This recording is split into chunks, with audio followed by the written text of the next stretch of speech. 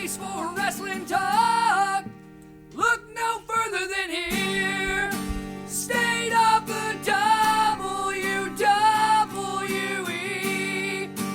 Joe Cronin, Dave Rose, and Justin Bailey are gonna break it down piece by piece right here on State of the WWE. State of the WWE. But Justin Bailey's not here, but he is in spirit with that song. I shouldn't have said spirit, should I? Anyway, let's move. Some people get it. There really just isn't a lot to talk about. I mean, like, there really isn't. I mean, I feel like it's not the way you usually would start a show, by saying there's really not a lot to talk about, but it's weird. Like, I wanted to make a video the other day. I was looking around the news, and I just couldn't come up with anything, and I just thought, well, I'm going to run with this Goldust story. What do you think about this? Let's start real quick, just because now there's all this speculation that Goldust is going to retire. You think Goldust is really going to retire, or was he just saying thank you? It's been 21 years. Because he didn't say... I think it was more of a thank you. I don't think that we're going to see him retire in the immediate future. Eventually that's going to happen. I would say maybe he sees that he might have a couple of years left in him. He could potentially go for more. I mean, it looks like he's protected himself. He doesn't have too many recurring injuries, and he's capable of doing the job that they've literally presented him with, which is unfortunately right now a little bit comedic. It's always been a little bit that way, but him teamed up with R-Truth, just further allows for that to continue. The kids love him, this and that. So he's capable of fulfilling that role well into the future, but is he going to retire, in the next couple of months? No. Yeah, I don't think so either. And, he really hasn't. Goldust has been comedic ever since, like, they were like, well, we got to stop with this whole sexual thing, that he was doing. We got to be careful with this. And then they gave him that electroshock thing. And really since then it's been comedic. I think it's been. I mean, okay. I guess he did dip a couple of times into a heel position, and he wasn't as either comedic or devious. But he still did a good job, and he still wrestled well. I mean, Dustin Rhodes is a good wrestler, and he's capable of doing a lot. I mean, I think he doesn't get the credit that he's due, but it is because probably of the Goldust gimmick. I've always wanted, when Dusty Rhodes passed on, I thought that the best thing would have been that both Cody and Goldust basically went to just no gimmick. Like, these are just the guys, the wrestlers, as a tribute to their father. I mean, I thought that would have gotten over so much with the crowd. It would have, and that's exactly what Cody wanted. That's exactly what Cody said, pretty much, and that's what Cody wanted. He wanted to go back, with his gimmick. He wanted to go back to Cody Rhodes from Stardust, which I thought, again, was about time. It needed to be done. Didn't need to go for so long, and it would have been a great tribute to his father. But I thought, all the better if Dustin Rhodes did the exact same thing and gave us the fact that he's not, just some guy in face paint. He is a wrestler, a genetic wrestler that comes from a very valued line of professional wrestlers. It would have been a great way to present themselves as talented individuals and not just gimmicks.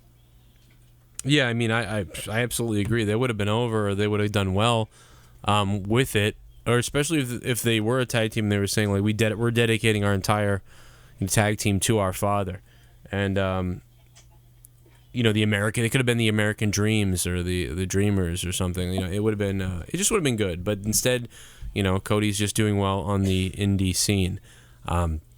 And in he's TNA. Doing surprisingly well, and not only is he doing things in TNA, but he's getting all sort of jobs with all these different other independent wrestling promotions, and he's doing a great job, and he's in high demand, which is just great to hear that, again, somebody like him, Aldo Rose,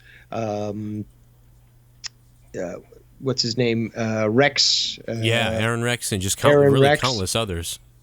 I mean, it really satisfies me to hear that these people are doing well when they do make that very tricky decision when they decide, well, what's important to me as an individual, rather than is it important for me to keep my job with something that I'm not satisfied with. I mean, it's really good to see that. The thing is, wrestling is finally caught up with a lot of the other industries. And what I mean by that, this is very interesting, by the way. If you look at music industry, right? The music industry was all about labels. You had to get signed. You had to get a label, all that stuff. Bands that I was in, we almost got signed, things like that. But around that time, and this goes into my interview I had with Sean from Smile Empty Soul, a few years ago. And he talked about the industry just dying. And it really did. Like, the only thing left in industry right now is the top dogs, like the top label companies, or maybe the high end of the middle road. That's it.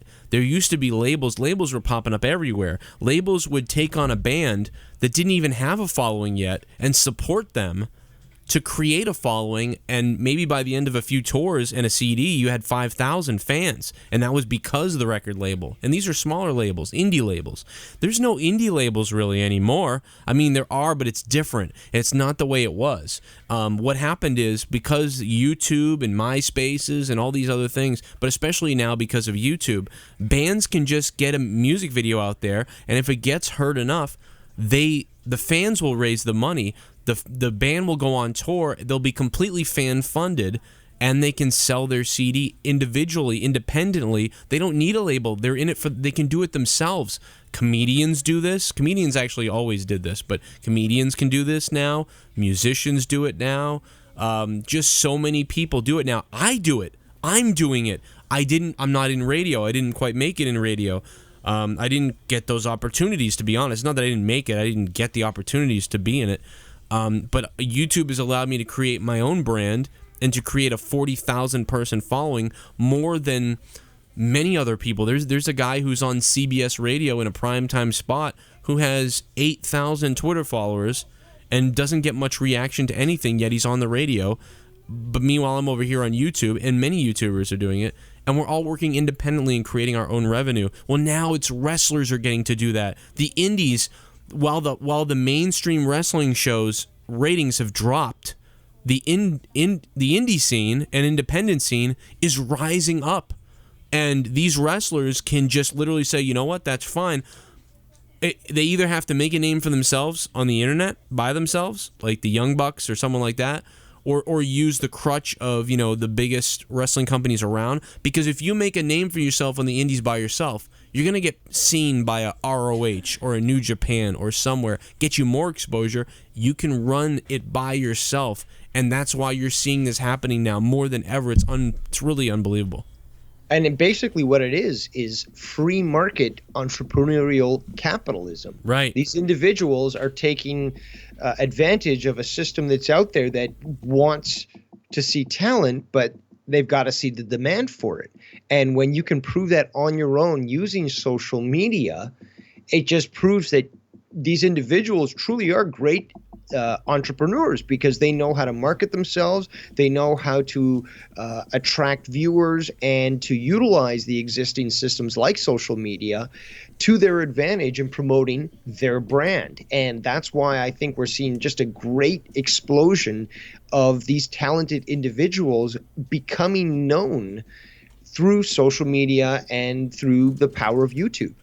Yeah, no doubt, and there's still a lot of people that, to be honest, like sometimes there's even some people that are known about more than some of the NXT people, just because they're on the indie sites. But that community makes up, that community you can say makes up 20%. I think it makes up about 20% of the WWE audience. I think it's around that. Adam Rose told me he thought it was less than that, like 5%. I think it's 20%, but that's just me. And in saying that, and it's all a guess from me, But in saying that, it's like, yeah, you can survive out there, and everybody else is being able to survive out there as well. And I'm surviving for the same reason. So it's a wild situation, and it can only be good, I guess. It's just about the mainstream companies catching up to what the indie scene is getting. It's about TNA has kind of figured it out, but at the same time, right, as well as TNA is doing with the Matt Hardy gimmick and all that stuff, I think it's a very big success. But still, right now, they're not at 3 million viewers. They're not at 3 million. So as well as it's done over the last few months, and how much work it's done, you should start seeing those results right now. But unfortunately, you're seeing it negatively impact, I think, because of the whole corporation thing. And every single time I talk to someone around TNA or that has anything to do with TNA, I hear the same thing from everybody. The locker room is phenomenal, but the business people suck. And I hear this from everybody. It's just the corporate end of TNA, and I know this is state of the WWE, but TNA affects WWE in a way. The corporate ladder there apparently is in just... It's as bad as you would think. And obviously with Billy Corgan suing, so that it may be academic, good locker room or not, I don't know what's going to happen. But that being said, with TNA, if TNA does fade away, again, it opens up the door really for some indie promotion to take charge as best they can. Look at What Culture did. What Culture, their YouTube status, and all of a sudden they have a wrestling company that the other day, gets more views than... Other than WWE, they've gotten pretty much the most views. I am absolutely loving the story of What Culture when it comes to this, because it's great to see people that genuinely love the industry to the point where not only they're able to garner all these views, but it pushes them to the point where they come out with their own promotion.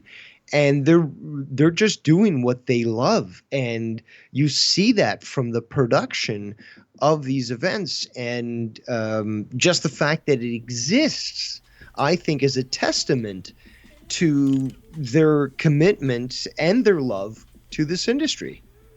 Oh, right, I absolutely.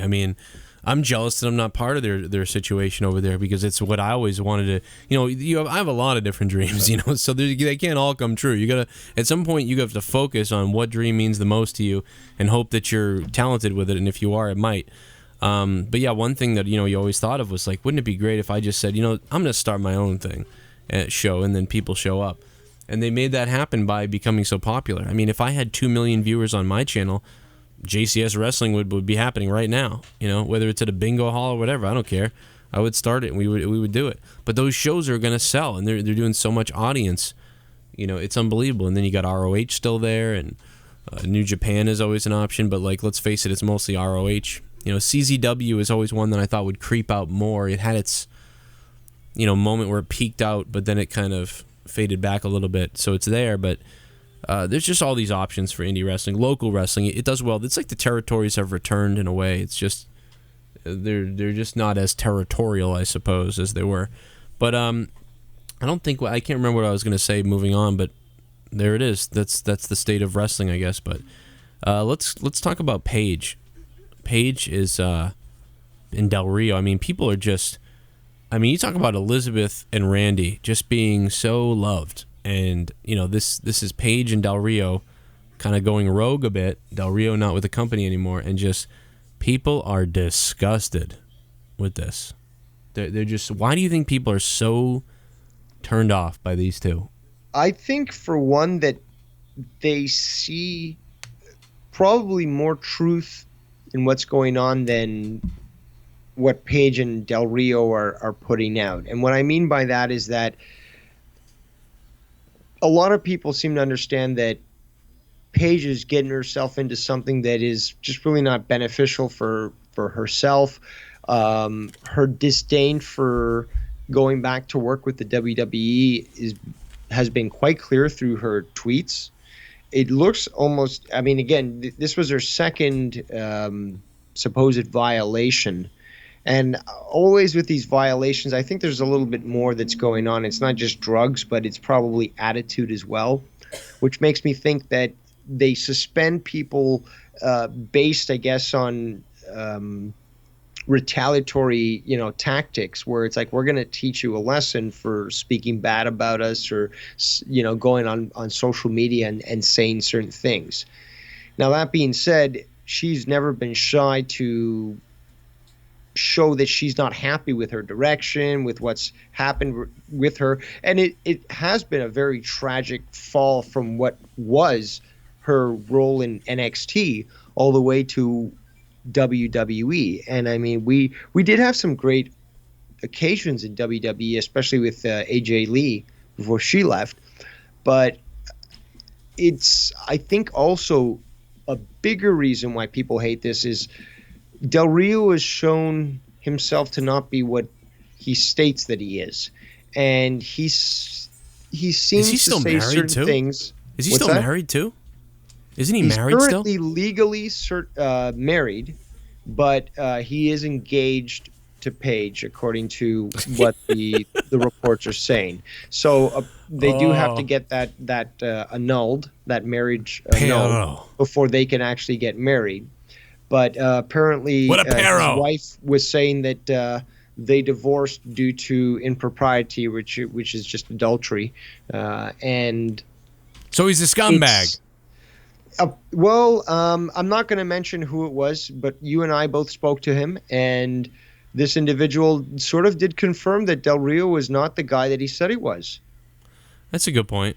To the point where I was surprised, and quite honestly, we did get the rundown as to the fact that it wasn't about family when Del Rio basically left Lucha Underground. No, it's funny that you say we won't mention it, because literally we had it on an interview. We could have aired it. In fact, that would have been juicy as hell. In fact, it might even we could whip it out now. That would have been a huge revelation in the industry, and all the dirt sheets would have gotten it. You had said that the other day. I'm not entirely not convinced that I can't pull that audio up so that people can hear it. We'll talk about that afterwards, because right now it might be an interesting time. He freely gave that to us in an interview. It wasn't like we're off the record and we're releasing something. But the bottom line is, it's a very sad decline to what we've seen with Paige. It really is sad, I think. I think she had a lot of potential. She comes from a very esteemed family where wrestling is, part of the culture. And she is skilled, although I don't think she was given the proper opportunity in WWE to show that skill. But I think she's been enamored by Alberto Del Rio, and Alberto Del Rio is really in it for himself.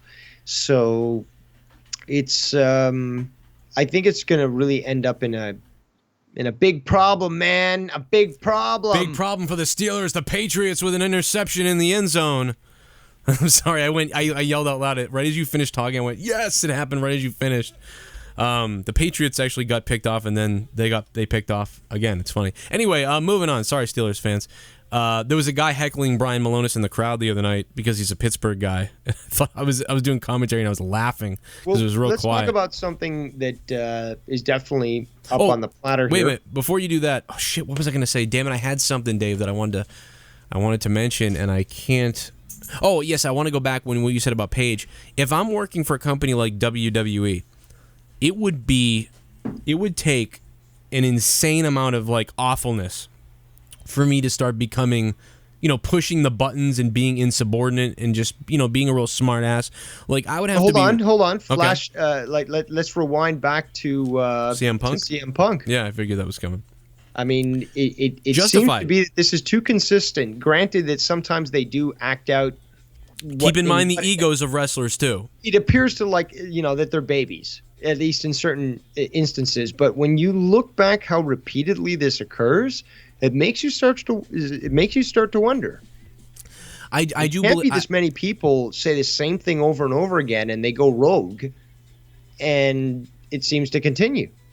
Agreed. It could be also the mentality of people nowadays too. Everybody crying about everything, but you're right. And then you look at examples of brass rings, and then people like not Santino. Although Santino Morello, we were supposed to hook up today. I'm gonna message him. People like what I'm trying to say, Damian Sandow, who essentially, seemingly was the brass ring was dangled there, and then he ran up and grabbed it, and then they just went, "I'm going to take that away from you." So, like, I mean, that's the thing that freaks me out. Like, what went on there? I don't understand that. You talk about announcers. Rich Brennan. Why in the world was he let go? I mean, was it people talk about him being a mark or something, or he wasn't a mark, or he was too much of a mark, or like there's rumors and he's not really denying, or he's not entertaining the speculation because maybe he thinks he could go back there. I don't know.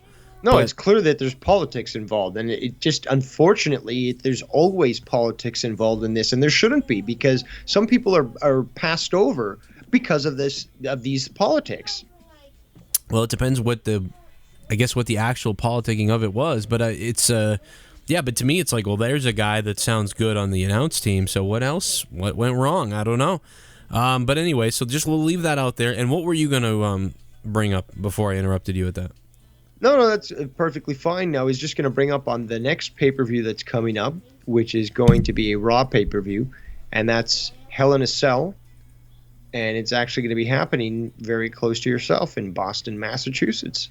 Undecided if I'm going yet still, but sometimes like the last day of the event, an unbelievable price on a ticket pops up, and that's what makes me kind of go, ooh, let's go. I was going to take Leah there, and if I see 2 tickets that pop up for like, face value, maybe. But I was discouraged. I'll be honest. I was discouraged when I saw it because I said, Hell in a Cell, Boston, I got to go. But then I realized Raw only pay-per-view, and the longer that I've been watching Monday Night Raw since that happened, the more it's like, oh, there's a triple main event though. Well, let's talk about why you would say, oh, I'm going to go through the matches here quickly, and then we'll go over them specifically. But moving up towards the main event, supposedly according to Wikipedia, is we got the New Day versus Cesaro and Sheamus. Then we've got T.J. Perkins versus Brian Kendrick again. Sasha Banks versus Charlotte for the Women's Championship title. Kevin Owens versus Seth Owens for the Universal Championship title. And then finally Roman Reigns versus Rusev for the U.S. Championship title. So let's start off with the tag team event, Joe, and talk about how Big Day are going to be going up against the odd couple, Cesaro and Sheamus, which I think is a waste of Cesaro's talent, to be quite honest. I do believe that. I don't know what's going on there. I thought these two had this great rivalry going, and then they did the odd couple thing that could possibly work. I think that it almost feels like they're seeing the temperature of Smackdown, and they were like, well, that stuff is sort of working right now. Let's do some of that, where we pair these two guys who are feuding with each other, and now they have to get along, and let's tell that story. But it just, as of yet, hasn't made me care. And I'm not being negative. And this is why people, remember when people said, oh, you kill them and everything, and why don't you like WWE? Why do you watch it? Well, I've been watching it since I was, 5 years old. And here's the bottom line is, on SmackDown, I love what they were doing. So, I'm not happy with Raw. So you're going to tell me that I'm going to decide for some reason to like SmackDown and not like Raw? And now you're saying I still don't like the product? It doesn't make any sense. It's like, no, it's either it's good or bad, and I feel the way I feel or I don't. And I don't know. So far they haven't. If it does work out later, it will be in spite of everything they've done so far, because so far I don't care. I think they should have just fought each other to the death and kept going. I mean, aren't they still owed a match? Am I wrong? Do they have that over that 8th match? Who? Cesaro and Sheamus. Did they finish this feud? They never finished it, right? I think they did. They had the 8th match after the 7? Our confusion, I think, also sets with the fact that it never seems solidified with the WWE. And I think this is a very reasonable gripe, that when it comes to feuds, it's not like it seems to ever be settled, that they just rehash them. They continue. I mean, for example, Miz and Ziggler, it just seems to be that it's constantly the same old, and they just regurgitate that when they need to fill time. And there's all these different feuds that do the exact same thing. And they could be so much more creative by starting a new feud between two different individuals that I just think it just speaks to the laziness or maybe their timidity of trying to try something new. Can you please explain the word timidity to everybody right now? To be scared, to be timid, to be... okay, I got you. Okay, so it is a play. Okay, it's a part of timid. Okay, I know what timid is. So timidity, I got you. Leah, timidity. But I mean, don't you agree? Like, don't you amazing. think that they're maybe scared of trying new things? That's why you're here. I think so. Yeah, I think it's very safe, run of the mill. You know, Raw is really a representation of what the. That's a good word. Safe. You summed it up right there. Safe. Right. It's a safe and they're afraid to, like, this is the baby. This is the one that leads the deal. Like, this is the baby. We're afraid to break away or break out of that. So let's experiment over on SmackDown. Let's let SmackDown experiment. But over here on Raw, we're going to try to keep things the same way. Now, I will kind of counter that a little bit by saying they have experimented a little bit by even having wrestlers like Kevin Owens and, you know, Sami Zayn's and the NXT thing and bringing these guys up. You know, so they really have taken a chance, but it's so that in that aspect they have taken a chance with the style of wrestler that they're starting to acquire. But as far as the storylines go, the storylines are it is the same thing. The only difference is you took out Sheamus and Orton and all those people, and you've plugged in, you know, maybe Kevin Owens and Rollins in them. But they still need to think a little bit outside the box and get better with the storytelling. That's the problem on Raw. The storytelling, I don't care. The character storytelling. Y2J's doing a good job. Obviously, Owens is doing a good job. Let's bring up something that we've been talking about for weeks. This has been on people's minds for weeks, Dave. And it's something that, oh God, what's his name? Justin LaBar. Something Justin LaBar just talked about recently on Chairshot Reality. Plug for him. But this is something we've talked about too for weeks before it. Is Y2J, and I believe Y2J is leaving soon, so I don't think it's going to be a big issue, but has he been really taking away from Owens? Because Owens is capable of doing so much, but it seems that Jericho's list and everything, and by the way, this is the storytelling and characters that people want to see now. This crazy stuff with lists and just this gimmick stuff, and now Jericho's doing it, and he's overshadowed the man who's the champion.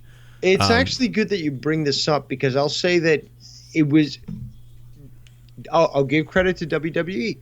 The timing was proper when they had Jericho talk about the fact that at least he wasn't put in for the contendership of the Universal Championship. And that's when he was looking at the title and, you know, getting all quiet and stuff on Owens.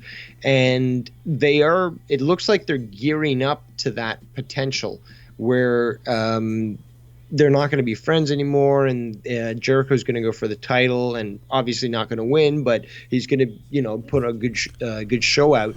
But I think they've realized, at least in that it's reached the point where it should end, and that Jericho again should be on his own and again be, I guess, proper competition for Owens. Yeah, because again, in that we've got Rollins, who wants to be the title holder, and he is the face now, you know. So it's going to go in that direction. You're always going to make the face eventually be the one who wins the title. Yeah, no doubt. And I would almost wish that it had been.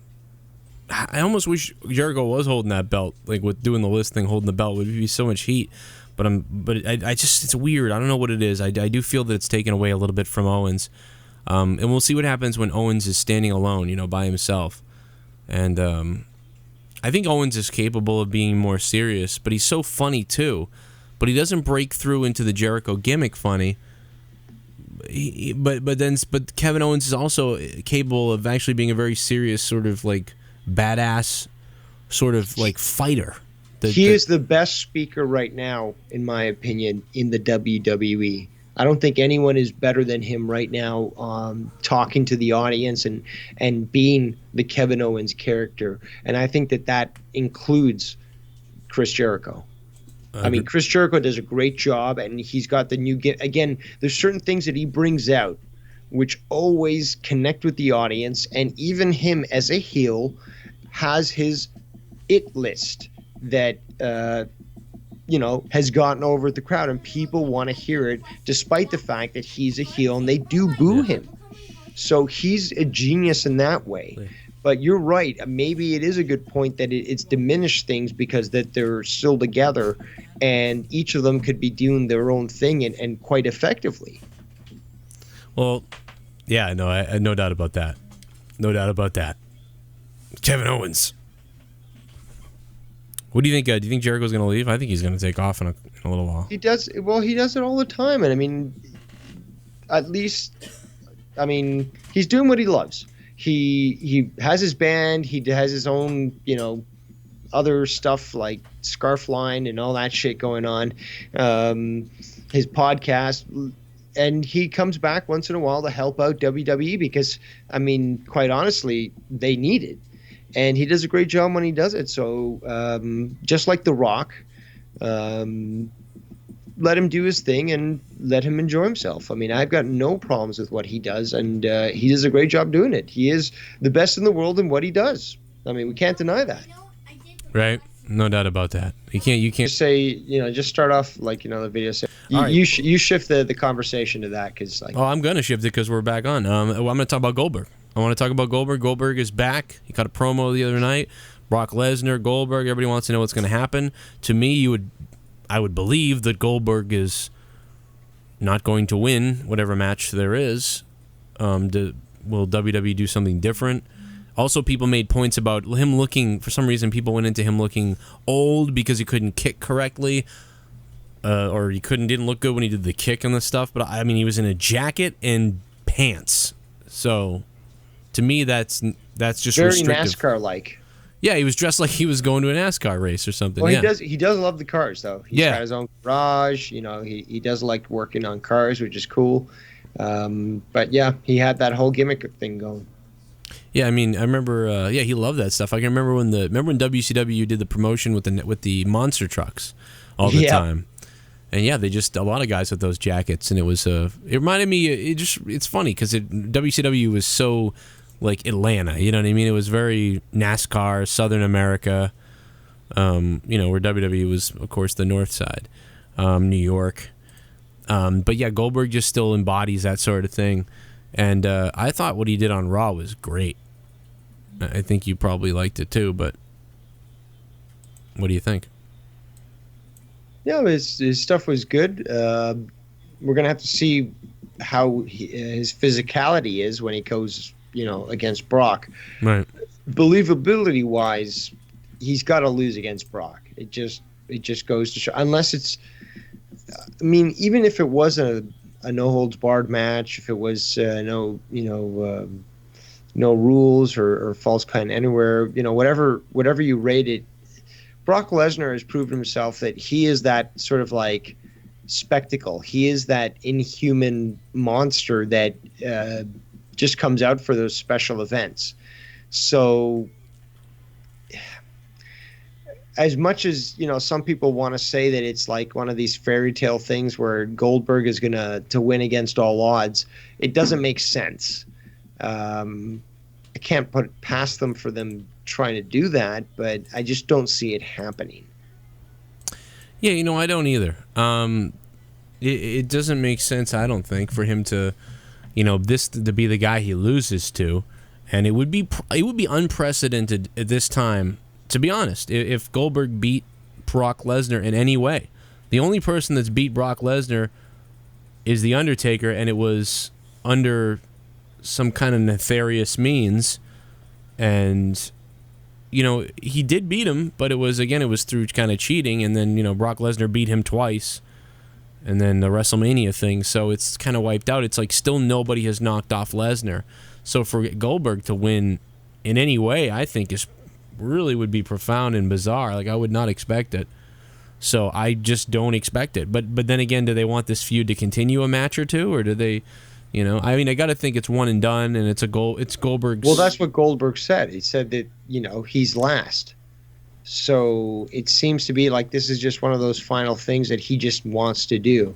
And I don't think that he would probably be judged poorly if he lost. It's like the Rocky story, you know. He may go up against the monster and lose, but people will still love him for it. And I could even see a sort of handshake between the two of them at the end of that. You know, a show of sort of like respect, even though Brock is cast as the heel, just because, you know, again, it is one of those like underdog story type things, and it's like a completion to a saga that has been going on, or speculation, you know. That would depend on where they're going with Lesnar. If they know, if you knew you were really Lesnar was gonna go hard babyface, you know, you would maybe do that. I would leave it at Lesnar. Is basically only there, you know, in certain seasons. You know, the contracts allow him to, you know, to pick and choose. And he's more there as a spectacle than he is a consistent force in the roster. So when you see him, it's more of a spectacle. It's not. It's almost like Hogan was back. Continuing feud. It's kind of like Hogan was back in the, like, you know what I mean, the late '80s, early '90s. I mean, Hogan wrestled more than Lesnar, obviously, but it's just like, you know, Hogan would show up at the main 4 pay-per-views and maybe at like 2 other big televised events, it would seem, and he wouldn't do a lot of house shows. You know, it was, I mean, I don't remember that because I was a kid, but I do remember thinking, you know, I went to a lot of house shows, Hogan was never there. You know, they didn't have a lot of pay-per-views, but the big deal. So, like, you know, where did Hogan really, you know, wrestle besides that? I don't have the facts on that, but, you know, it seemed like Hogan only wrestled like 10 times a year. I mean, really, it seemed that way. But I mean, I guess he was on TV more, and I didn't realize it. So Hogan will only be on TV, you know, once in a while. So, you know, Lesnar's not definitely. It's not the same at all. But it's still, it's kind of like that. It's like he shows up for these events, and it's a spectacle. But he's not the champion ever, for the most part, except for that run he had when the Roman Reigns WrestleMania. And I just think that I see him walking away kind of like, you know, oh, you know, he beats down Goldberg. Goldberg is like broken, and, you know, maybe Lesnar just gets out of the ring and stares at the ring as he walks away, and that's what I see Lesnar doing. But I also did think, really, for a brief second, what you just said. I thought about, you know, Goldberg being broken and maybe Lesnar coming over and raising up his hand and holding up his hand, and then Lesnar, you know, leaving or something like that. But I pictured it. But I don't think it will happen. But it would be nice because it would be like, they have a history. They really do. They have that kind of terrible WrestleMania 20 moment that nobody, or was it 20 or 19? It was 20. No, it was 20 Madison Square Garden. Yeah, it's 20. It's just a sour note on both their careers. The fans didn't like it. So for the two of them to have just such a negative moment, if they could somehow create a positive one here, it would be quite a story. And for them both, it could provide good closure for the story, for the fans, for themselves. And again, like Goldberg, I think, is just doing this because he even said this in the past, that he left WWE because he thought it was just you know, too much for the kids, and like he was trying to set a good example and so forth. So, you know, now that he's coming back, it seems like, you know, obviously it makes sense because it's more PG and such. So he wants to take that one last opportunity to provide a show for his kid and his wife. Right.